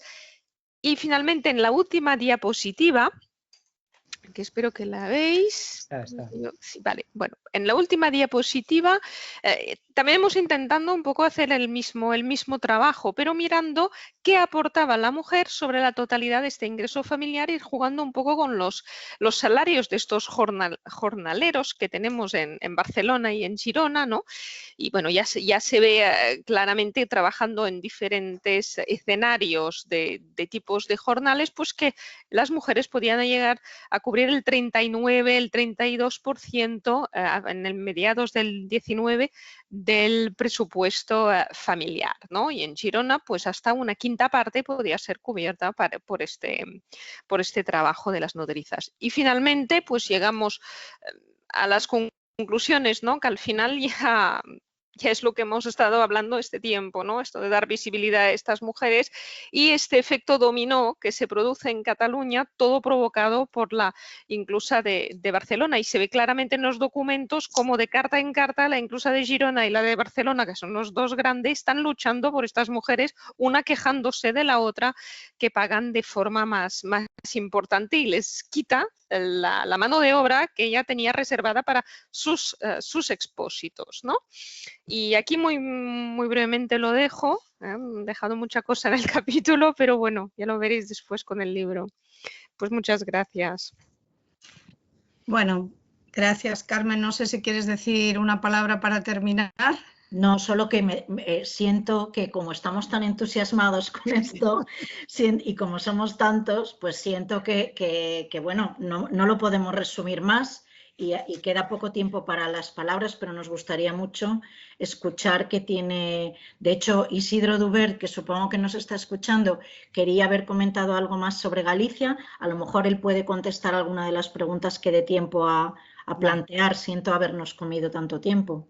Bueno, muchas gracias. Yo creo que ha sido muy interesante y que vamos a pasar la palabra rápidamente a las personas que están todavía en la audiencia, aunque hay algunas que ya han abandonado por la hora, pero yo espero que podamos mantener un debate durante algunos minutos. Entonces, de momento no ha habido ninguna pregunta a través del chat y por lo menos yo no lo he visto. Pero pues si podéis levantar la mano y hacer las preguntas directamente ahora. Cristina Juanjo ha escrito en el chat y luego está la mano levantada de Jordi Ibars y de David Martínez. Bueno, pues yo no veo aquí, pero en el orden en el que hayan pedido Jordi Barz, sí, ahora lo veo, Jordi Barz ha pedido primero y mientras tanto pues miraré a ver lo que ha dicho Juanjo. No sé si Carmen, vosotros veis la pregunta y podéis preparar la respuesta también. Jordi, ¿puedes por favor intervenir? Sí, muchas gracias, Cristina. Muy breve. Primero, muchas gracias por la espectacularidad de la presentación, porque realmente es súper sugerente y nada más que voy anotando ideas, digamos, pero la pregunta me ha parecido, es muy corta y breve, me ha parecido observar que es un fenómeno, digamos, a través de los mapas que son útiles para eso, como muy de interior, ¿no? Digamos, parece como que en las localidades costeras no sea una actividad a la cual se dediquen las mujeres de esas localidades. Es así, esta es la percepción. Para el caso de Cataluña me parece bastante claro, pero también en general por el resto de mapas que he visto, digamos. De alguna manera, primero, si esa observación que hago es correcta, y segunda, si es correcta, si tenéis alguna explicación para ello. Si os parece, vamos a dejar que los que han levantado la mano hagan las preguntas, porque a lo mejor puede haber coincidencia y así aprovechamos mejor el tiempo. David Martínez. David, ¿estás por aquí? David, ¿nos oyes? ¿Has levantado la mano? Sí, ahora. ¿Sí? Es que tenía el micro apagado, disculpad. Sí. Primero felicitar a las compañeras por este espléndido libro, ¿no? Y por una presentación tan interesante. Yo tuve el placer ya de oír algo a Carmen en Jaén, en una conferencia, ¿no?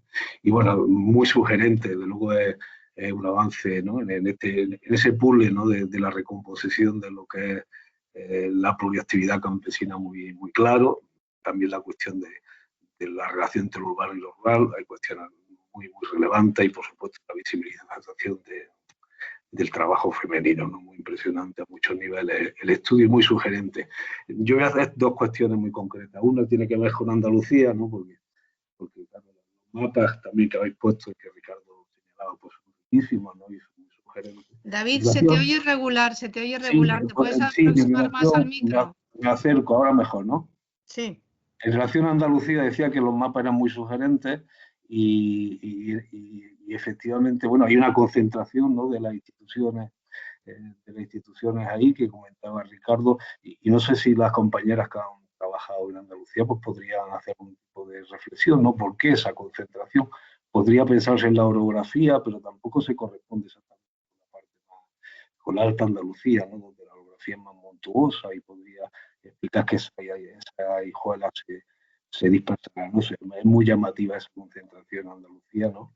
Y no sé si tienen algún y otra cuestión que planteaba en uno de los gráficos Ricardo era efectivamente cómo en la última década del 19 baja el número de nodrizas, parece que es más por falta de fuentes que por otra cosa, pero lo que sí, según el anuario estadístico, se estabilizaba era el número de niños atendidos, ¿no? Entonces, no sé si se sugiere ahí un estancamiento de este tipo de trabajo y si también tiene al respecto un tipo de cuestión. Y nada, felicitarlo y deseando Llorens. Y deseando de verlo. Sí, gracias, David. Llorens Ferrer. Hola, saludos a todos y felicidades, porque esto es brutal lo que habéis presentado con la cantidad de datos que hay, ¿no? Algunos comentarios, ¿no? Uno, habéis, si no lo he entendido mal, sugerido que en el siglo XVIII los expósitos aumentan. Yo, si queréis, tengo una modesta serie de acumulación de datos de expósitos de casi unas 80 o 90 parroquias. No es, por lo tanto, datos de las inclusas, en el que da la impresión de que lo que ocurre es que en el siglo XVIII los expósitos bajan de forma muy importante en Cataluña, en las parroquias controladas. En cambio, en el XIX sí que se incrementa y aumenta. Llorens, se te ha dejado de oír, has cerrado el micro. Llorens, el micro. Sí, hoy lo había abierto. Luego lo cerrado otra vez. Sí. No, era simplemente sobre el volumen de expósitos, de que en el 18 da la impresión, por lo menos a partir de series parroquiales, de que el peso de los expósitos baja de forma importante. En el 17 no, es mucho más alto, y en el 19 vuelve a incrementarse de forma importante, porque me imagino que había una relación directa entre número de expósitos y número de nodrizas. No sé hasta qué punto habéis calculado ¿cuántas mujeres en España habría? Porque por lo que he visto tenéis tantas inclusas, tantas otras, pero me imagino que se podría estimar a partir de los expósitos la cantidad de mujeres que estarían implicadas en este proceso. Y otra cosa, he visto que habéis deflactado las series de salarios con la serie de Allen. Me ha parecido ver esto en una diapositiva, Ricardo, no sé si es así. No lo digo porque no sé hasta qué punto estos datos nos pueden ir bien o no, o habría que buscar otro tipo de datos. Veo que Celine lo ha hecho con el precio del trigo, en este caso, que bueno, podría ser otra forma de plantear el tema, ¿no? Pero en fin, yo creo que es un trabajo interesantísimo y que, en fin, que nos pone sobre la mesa lo que es una realidad, que el trabajo de las mujeres era importantísimo y que habrá que avanzar sobre cómo se cubren estos presupuestos familiares. Habrá que saberlo porque, en fin, con tanto déficit habrá que suponer que la miseria sería muy grande. O bien hay otras formas, esta sería una que permite, digamos, resolver los enigmas que tenemos detrás de estos presupuestos familiares. Y nada más, felicidades de verdad porque esto es extraordinario lo que habéis presentado. Vamos a dar, hay una palabra más pedida, José Nieto, y después devolvemos para respuestas. Me gustaría decir una cosa, Cristina. Sí, Carmen. Luego. Le damos la palabra a José Nieto y después os devolvemos a vosotros para las respuestas. José Nieto, cuando quieras. Vale, mi pregunta era sobre todo hacia Carmen, porque lo que he observado en uno de los mapas sobre Madrid es como si hubiera una tendencia a que las nodrizas fueran más o menos de un ámbito cercano, y tu investigación primera era sobre las nodrizas pasiegas que llegaban hasta Madrid, y no sé si ahí se ha incorporado también el tema de la larga distancia de mujeres que se acercan a la ciudad. Y luego lo que he observado también en otro de los mapas, que me ha parecido muy interesante, es la concentración tan importante que hay en la zona de Guadalajara de nodrizas. Y esto, como tú también estás investigando sobre el tema de la Real Fábrica, ¿podría haber ahí algún tipo de incluso de ingreso complementario de mujeres que trabajen en la Real Fábrica? Porque se suele decir que trabajaban unas 19.000 en régimen disperso en las escuelas de hilazas, y no sé si a lo mejor en esos presupuestos que vosotros incorporáis ahí, como ha hecho Ricardo, en el que falta una parte del presupuesto que se incorpora con la parte femenina, no sé si a lo mejor también esa parte del ingreso industrial podría también ser una parte importante para poder explicar explicar si se podía llegar a fin de mes, por decirlo de alguna manera o no, entre el ingreso de la mujer nodriza, el de la mujer hilandera y el ingreso del marido que trabaja en la fábrica o la misma mujer que también trabaja en la fábrica. Solamente esto. Gracias. Y bueno, reiterar que me parece impresionante el trabajo que habéis hecho, vamos. Concha Campos quiere intervenir y ya con esto cerramos la serie de preguntas. Concha. Igualmente felicitar a todas por el trabajo, que además es un tema que a mí siempre me ha interesado mucho. He hecho algunas cosas sobre esta cuestión. Y lo que me llama la atención, claro, cuando ha hablado Carmen, creo, de las inclusas en Andalucía, de las hijuelas, ¿no? Me preguntaba si, claro, esto podría tener como consecuencia, no sé si lo ha visto en Málaga, el hecho de que aquí hubiera menos dispersión, fueran más urbanas, a lo mejor las nodrizas más cercanas a Málaga, puesto que hay hijuelas, algunas muy importantes, como por ejemplo la de Ronda, ¿no? Entonces, esa es una cuestión que se me planteaba, a lo mejor, por si no os lo habéis planteado, ¿no? Porque yo estoy más cerca de haber estudiado esto, ¿no? Y también cuando me parece que Ricardo ha dicho que era la empresa española que más cantidad de mujeres, más número de mujeres contrata, no sé, no tengo el dato ahora mismo aquí, ¿no? Pero no sé si estaría un poco al nivel de las cigarreras, por ejemplo, ¿no? Que siempre se ha considerado como la mayor empresa oficial, ¿no? O sea, como la mayor institución en ese sentido de contratando mujeres. Y por otra parte, también me ha llamado la atención cuando dice que no se privilegiaba, claro, la cualificación, ¿no? Sin embargo, yo sí tengo entendido por las publicaciones que se han hecho que sí, y por la tradición quizás, ¿no? Que sí se privilegiaba a las nodrizas del norte de España, ¿no? Incluso en el centro del país, y que incluso en la familia, en la alta nobleza y incluso la familia real era tradición que las nodrizas fueran del norte. Era eso simplemente, y felicitaros. Bueno, vamos a cerrar aquí. Yo añado solamente una cosa, Carmen, si me añado una pregunta. Bueno, en primer lugar, felicidades. Yo ya esperaba, porque conocía un poco, que el trabajo era impresionante, pero realmente yo creo que es extraordinario y que va a relanzar un poco la investigación en muchos sentidos. O sea que enhorabuena por el trabajo de equipo tan formidable, ¿no? Me ha extrañado lo de esta subida y es simplemente, no hace falta tampoco que contestéis ahora, pero es bastante sorprendente esta subida de salarios en la segunda mitad del siglo XIX, porque es un periodo en el que para muchos sectores los salarios no se mueven. Entonces, buscar una explicación a esto sería interesante, ¿no? ¿Por qué suben tanto los salarios de las nodrizas en esta segunda mitad del 19, ¿no? Y la otra cosa que quería preguntaros es si tenéis manera de saberlo, porque no sé si las fuentes lo permiten, pero por algunos comentarios que ha hecho Luisa sobre que tiene algunas nodrizas controladas durante 15 años y algunas cosas que habéis dicho también, o que le he entendido yo a Ricardo o a Pilar, saber si realmente podéis hacer una estimación del tiempo, medido, pues no sé, en meses, en años, etcétera, que estas mujeres podían hacer esta aportación a las economías familiares a través de este trabajo de nodrizas, ¿no? Por ver un poco en el tiempo del ciclo familiar, ¿no? de formación de la familia, esta aportación que, según Celín, llega al 50%, que es elevadísimo, encuentro, durante cuánto tiempo se podía mantener, ¿no? Para un poco hacer un análisis más sobre el ciclo de vida familiar. Y nada más, Carmen, cuando quieras. Falta la pregunta de Juanjo y Cristina. Enhorabuena, ¿eh? Juanjo quería preguntar algo. Juanjo lo ha puesto está en el chat, Carmen, tú lo puedes ver, no sé si... No lo veo. No era una pregunta muy concreta, él decía hasta qué punto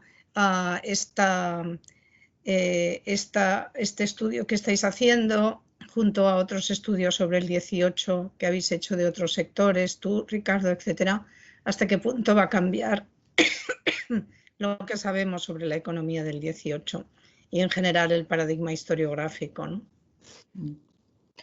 Pues ¿Puedo ya?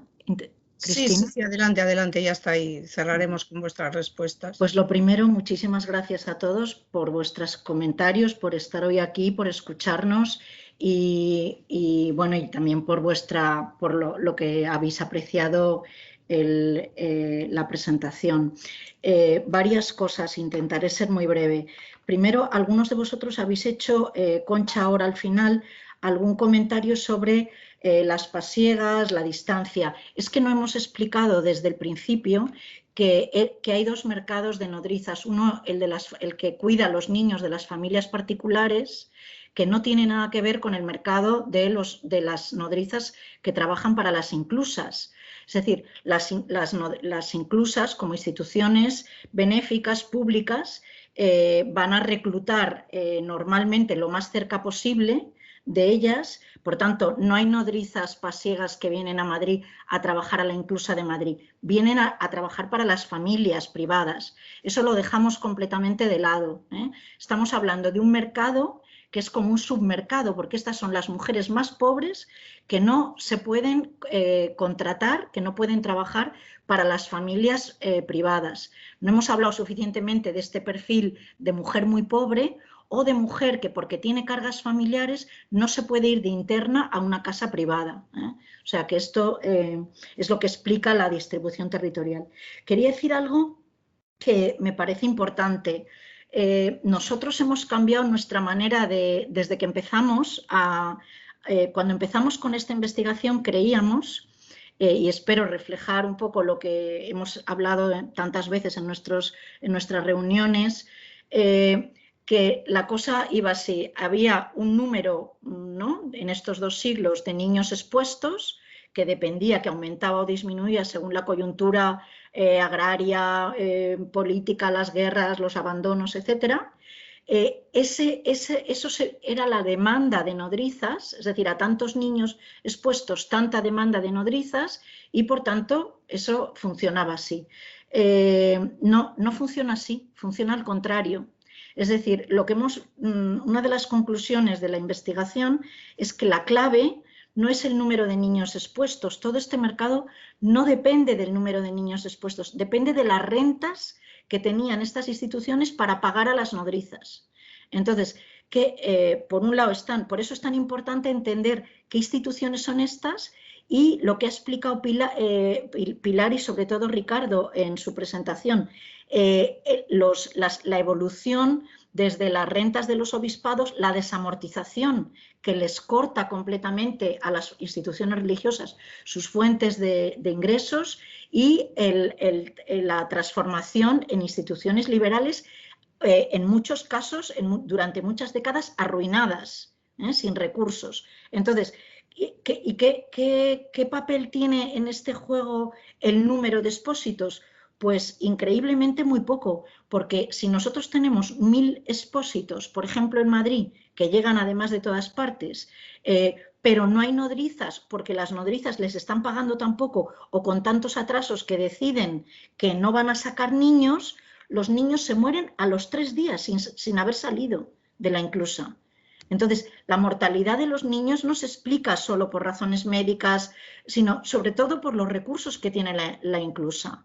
Es tremendamente cruel, pero los recursos, las rentas de las instituciones es la clave que explica el salario, la plantilla y también la distribución regional, porque ha habido una referencia así en las zonas costeras, por ejemplo, bueno, donde hay otra, Celine y Marga lo pueden explicar mejor, aunque no hay tiempo, ¿no? O sea que yo creo que hemos dado la vuelta, después de estos 3 años de trabajar en esto, a nuestra manera de entender el fenómeno y bueno, para explicar cómo hay un cuello de botella grandísimo que es la cantidad que era bastante miserable que se pagaba a estas mujeres. En el momento que ellas consideraban que era intolerable los atrasos o que era intolerablemente bajo los salarios que estaban cobrando, dejaban a los niños. O los abandonaban los que ya tenían, los devolvían, o directamente no los sacaban. Y por tanto vemos cómo cae el número de nodrizas, pero no porque haya menos expósitos, sino porque los expósitos se han muerto. O sea que es así de tremendo. En cuanto a la estimación del tiempo de trabajo que ha preguntado Cristina, esto es una cuestión clave, porque no es solamente la cantidad, y sí que en algunos capítulos lo hemos podido reconstruir. Hay que decir que, como ha explicado muy bien Celine, muchas mujeres tenían unos cuantos años en su vida, en su ciclo de vida de lactancia, pero luego podían criar niños de destete durante muchos años. Incluso, como ha explicado Luisa, 2 y 3 niños. Y hay viudas que viven precisamente de criar 3 niños de destete, de acumular estos salarios. O sea que hay muchas estrategias, no tenemos tiempo de explicar todo bien.